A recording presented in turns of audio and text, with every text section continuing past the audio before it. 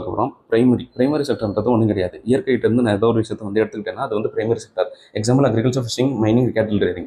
Secondary செக்டர்ன்றது primary செக்டரில் கிடைச்ச எனக்கு ஒரு ரா மெட்டீரியலை கொண்டு போய் ஒரு முழுமையான ப்ராடக்ட்டை வந்து நான் மாற்றுறதுக்கு யூஸ் பண்ணக்கூடிய ஒரு செக்டர் தான் செகண்டரி செக்டர். அதனால செகண்டரி செக்டரை வந்து இண்டஸ்ட்ரியல் செக்டர்னு நம்ம சொல்லலாம். எக்ஸாம்பிள் வந்து பிரைமரி செக்டரில் எனக்கு காட்டன் கிடச்சிருக்கும். அந்த காட்டனை கொண்டு போய் நான் ஒரு துணி, காட்டன்றது ஒரு ரா மெட்டீரியல், அதை வந்து ஒரு துணியை வந்து நான் மாற்றுறதுக்கு யூஸ்ஃபுல்லாக இருக்கிறது ஒரு செக்டர் தான் செகண்டரி செக்டர். காட்டன் இண்டஸ்ட்ரி ஹெல்ப்ஃபுல்லாக இருக்கும். அதேமாதிரி அயன் ஓரை கொண்டு போய் நான் ஒரு ஃபினிஷ் இண்டஸ்ட்ரியில் வந்து மாற்றுறதுக்கு அயன் இண்டஸ்ட்ரி ஹெல்ப்ஃபுல்லாக இருக்கும். அப்போ அந்த அயன் இண்டஸ்ட்ரி அப்படின்றது செகண்டரி செக்டர் கீழே வந்து வரும். டெர்சரி செக்டர் இப்போ இங்கே கிடைச்ச ஒரு ரா மெட்டீரியல் இங்கே ஃபினிஷ்டு ப்ராடக்ட்டை மாற்றினாங்க. இந்த ஃபினிஷ்டு ப்ராடக்ட் இங்கே கிடைச்ச ஒரு குட்ஸை வந்து இங்கே கஸ்டமர் கையில் கொண்டு போய் கொடுக்குற அந்த சர்வீஸ் தான் டெர்சரி செக்டர். அதனால் டெர்சரி செக்டர்ன்றது சர்வீஸ் தான் ப்ரொவைட் பண்ணும், குட்ஸ் இல்லை. அப்போ டெர்சரி செக்டர்ன்றது சர்வீஸ் செக்டர்னு நம்ம சொல்லலாம். டெர்சரி செக்டரோட ஃபர்தர் சப்டிவிஷன் வந்து பார்த்தீங்கன்னா குவாட்டர்னரி, குவைனரின்னு சொல்லுவாங்க. சரி, டெர்சரி செக்டர் வந்து உங்களுக்கு கொஸ்டின் கொடுத்துட்டு இது இல்லை எது டெர்சரி செக்டர் இல்லைன்னு கேட்டாங்கன்னா அதுக்கு நீங்கள் கீவேர்டு என்ன சொன்னால் இன்டேஞ்சபிள்ன்றதை ஞாபகம் வச்சுக்கோங்க. இன்டேஞ்சபிள்ன்றது அந்த பொருளை வந்து உங்களுக்கு தொட முடியாததோ ஒரு விஷயத்த இருக்கலாம். அப்போ தொட முடியாமல் இருந்துச்சுன்னா அதுதான் டெர்சரி செக்டர். எக்ஸாம்பிள் இந்த traders, banking, insurance, transport, communication, defence, education, இது ஃபுல்லாக வந்து தொட முடியாது.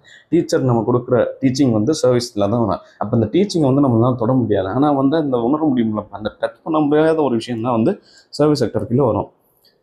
இப்போ கவர்மெண்ட் கொடுக்குற சர்வீசஸ் வந்து லாஸ், அட்மினிஸ்ட்ரேஷன், எஜுகேஷன், ஹெல்த், இது ஃபுல்லாக சர்வீஸ் செக்டருக்குள்ளே வரும். மக்கள் தொகை அடிப்படையில் பிரைமரி செக்டரில் வந்து ஃபஸ்ட்டு அதிகமாக இருக்காங்க. ஃபஸ்ட்டு மக்கள் தொகை அதிகமாக இருக்கிறது பிரைமரி செக்டர். செகண்ட் வந்து பார்த்தீங்கன்னா செகண்டரி செக்டர்.